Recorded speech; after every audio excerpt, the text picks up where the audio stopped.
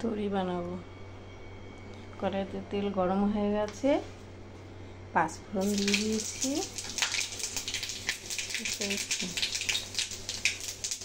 পাঁচফোড়ন দিয়েছি। আজকে আলু নেই বলে আলু দিতে পারলাম না,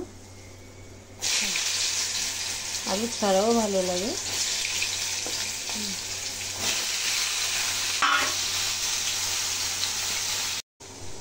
পরিমাণ মতো লবণ দিয়ে দিলাম।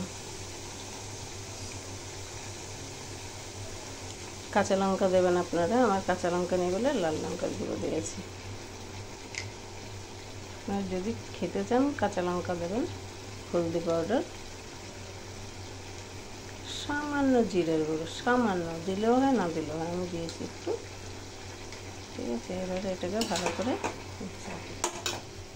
লাস্টে নামানোর সময় একটু চিনি দিয়ে দেবো আর একটু আমচুর দিয়ে দেবো, বাস। এখন আমচুর দিয়ে দিচ্ছি। হ্যাঁ, খাট্টা মিঠা আমচুর দিয়ে দিচ্ছি।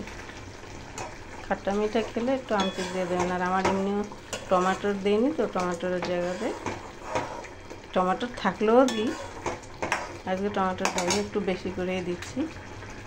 ঠিক আছে, যার জন্য একটু বেশি করে দিলাম। আচ্ছা, আর এর মধ্যে একটু চিনি পড়বে,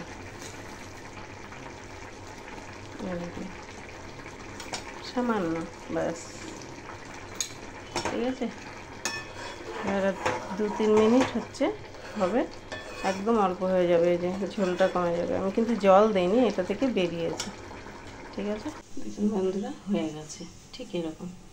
এটা হচ্ছে তরির টক। ঠিক আছে, আর লাইক কমেন্ট শেয়ার করবেন যদি ভালো লাগে। আর আমি যে রুটি আটা মাখছি, তাও বসিয়েছি ফটাফট করে।